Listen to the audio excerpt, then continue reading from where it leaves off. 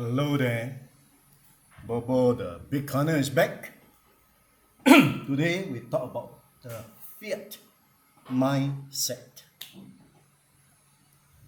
Why do renowned economists fail to see the value of Bitcoin? It's not a failure of understanding.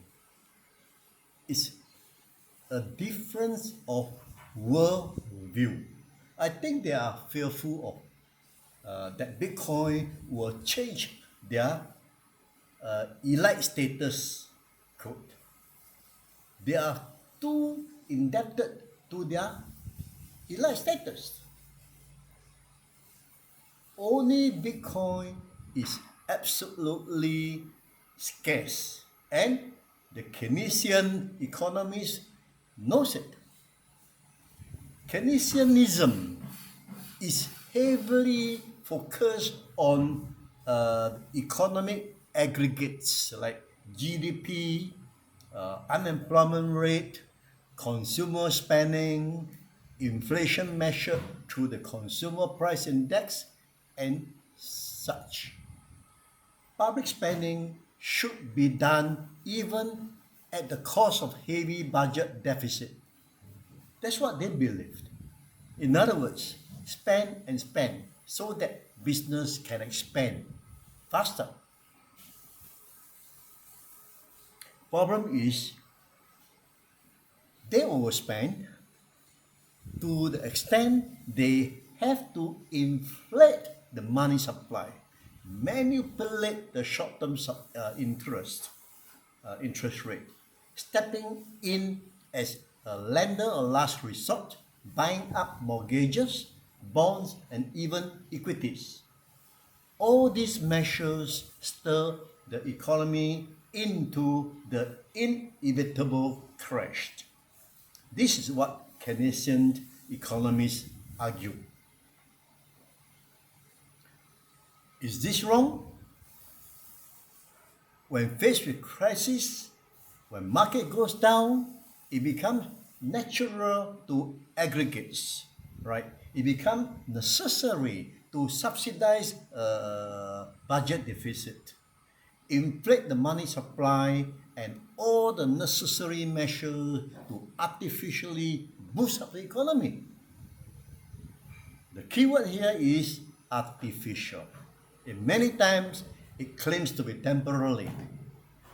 One thing leads to another, and in no time, these monetarists found themselves digging a bigger hole that they are unable to get out ultimately.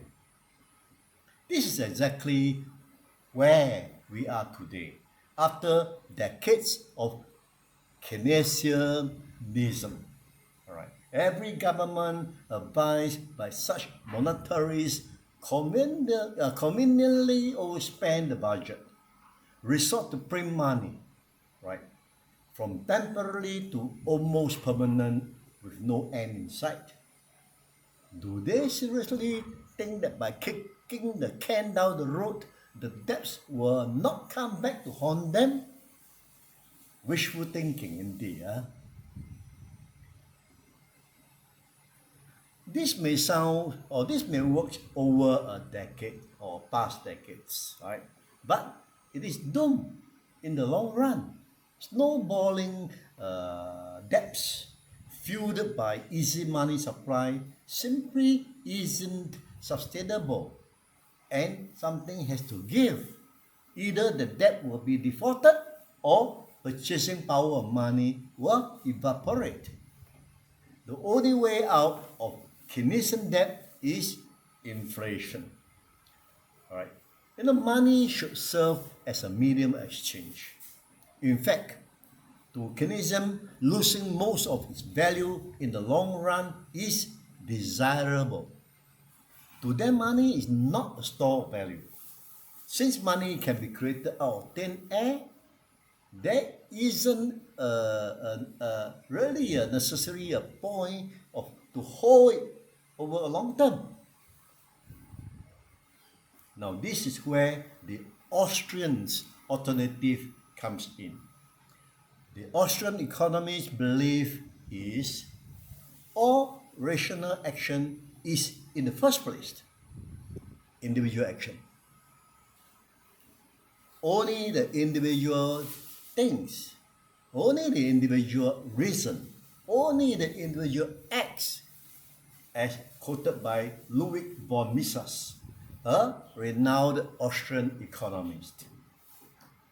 One of the basic functions is, or should be, its role as a store of value. The Austrian School of Economics focuses precisely on what the mainstream ignores, right? They focus on price relative changes, capital collection, incentive in the private or public sector, the shift in time preference via the monetary policy.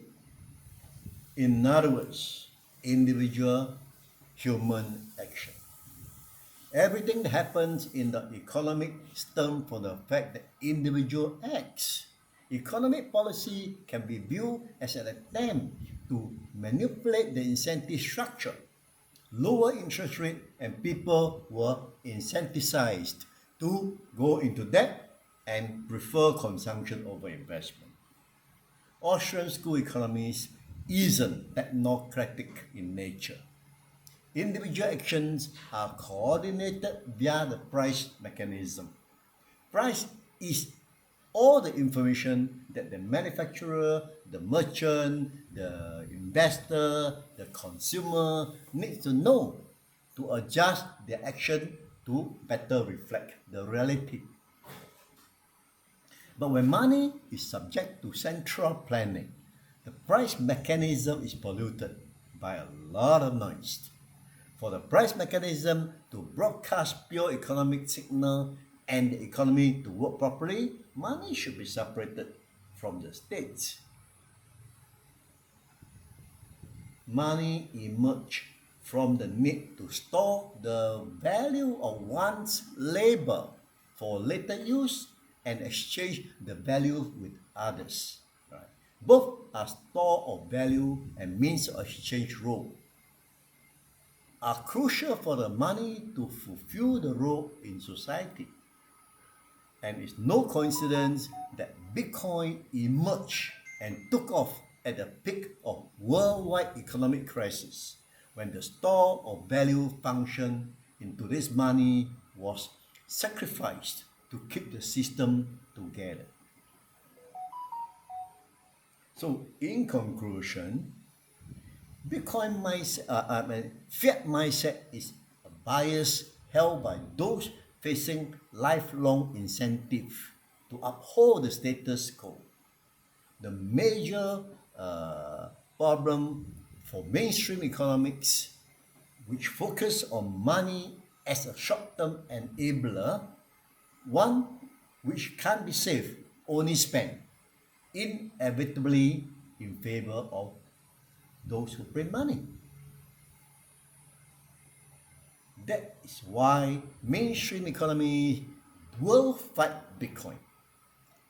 Bitcoin as an emergent money phenomenon is a slap in the face. It has a potential to completely shatter the illusion of technocratic management when the when the state loses the ability to make money. The formula that worked in the past decade falls apart. No monetary inflation, the formula that worked, the no Cantillon effect, no chronic public deficit, no bailout. The house of cards will fall down. The fiat system would crumble even if Bitcoin never emerged, because central planning always fails. Right? Bitcoin can act as a lifeboat before the fiat collapse and as an instrument of recovery afterwards. It's simple. Change is scary. No one wants to see their life work relegated to the dustbin of history, right? But in the end, no matter what, the world will move on, with or without the permission of Nobel laureate economists. No one,